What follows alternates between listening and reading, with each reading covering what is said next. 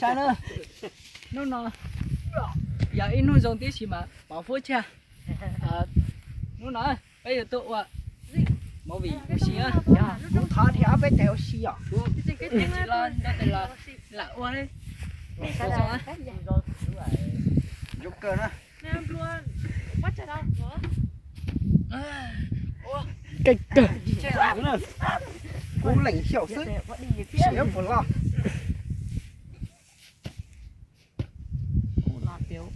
Chết cơ. Cô xỉu luôn. Cái xe. Lo. Đứa vì mừng á. Là xỉ luôn đó rồi.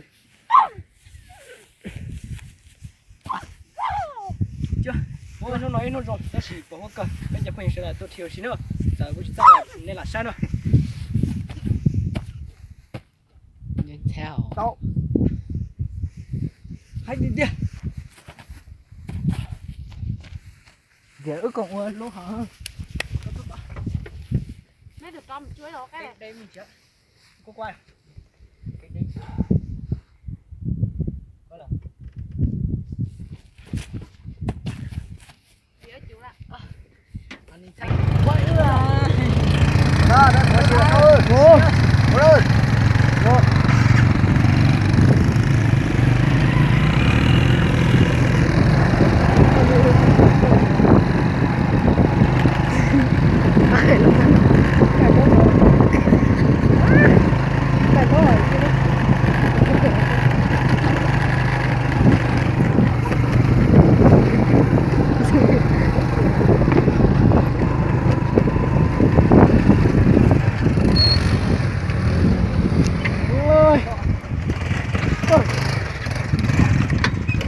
Hắn ấy chỉ dùng oxy chủ đen này đó tổ.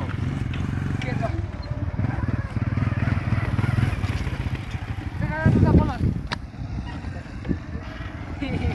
Trong mà chúng có nhập bỏ này. Sao giờ chết tà mà bây giờ uống luôn nha. Để nó xem nó. Ôi một là bé. Tôi quá của đi. Ủa chị đến đây nha, cô hỏi bảo tôi. Tôi con. Đâu bây giờ nhưng mà phải đồ xéo bây giờ không gì mà chốc cơ phải tụ mà phải ơ. Nó cũng chỉ ra ta kìa đó. Dạ. Chốc lỡ. Bút chỉ đốt ra tha nằm. Chê mua. Cơn cổ. Con lẻ lo bút chỉ chạy con đi nè. Chân to hết chết to. Lông nó lại lông. Thấy chưa? Trong nó chỉ thả. Nếu chưa này. Sao? Uống luôn hả? Ủa? Chả mua. Hả? Chế luôn này. Đó. Chế. Bụt chế này. Chỉ khó liên lẹo thôi. Lấy dòng to.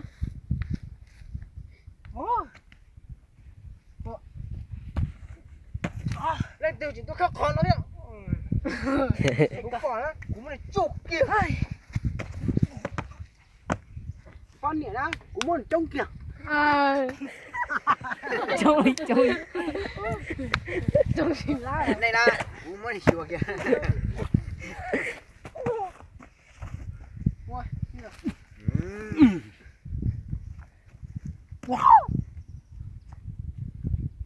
Rồi chỉ quá hả? Mình thử con lúc này đi. Chỗ nào thì hết tốt rồi. Tôi có mà lịch tỉa ở. Sao nữa? Cô trông cái chỗ hết một tổ. Hắn tổ chuỗi nữa. Ủa nhỏ có trò tới tuổi. Có trả tới to đấy.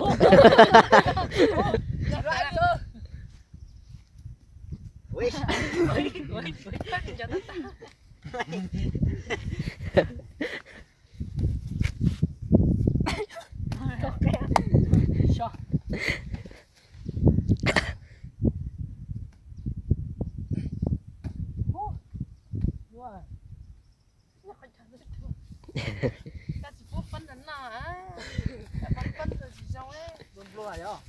Lừa trắng cho uống sao? Mà anh chỉ tú nẹo.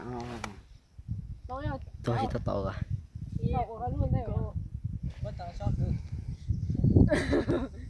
Con ly tí lô.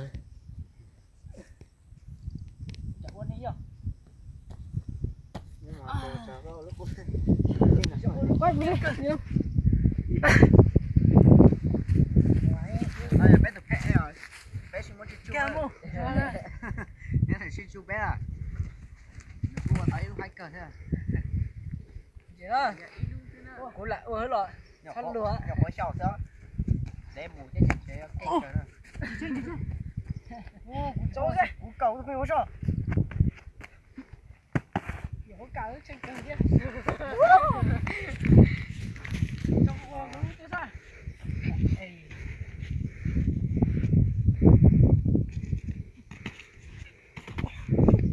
Nhưng mà nó gặp bằng khóc tí thế nào? Tôi sao? Nhá,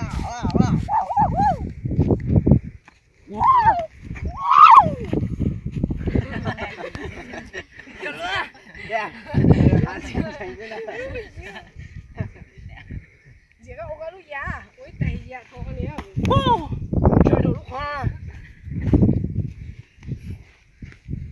Chơi trẻ em chua hơn. Tên nó hạt cháu hơn nọ chứ mà. Sao hậu đi chú chả? Ok. Đâu rồi? Cậu lại. Ôi giời. Giết. Tay nhá này. Gì đó? Có là tụi nhân trai à? Trời ơi. Đổ lại. Chặt rồi. Chưa? Khét đó. Cô chỉ cho bán tử gì á. Nó sửa. Chịu.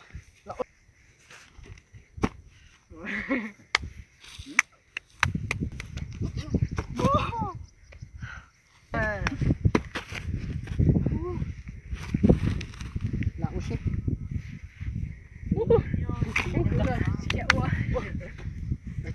Nó có ta. Một chút chết nè, mà tôi là Che chân phá lửa chọc.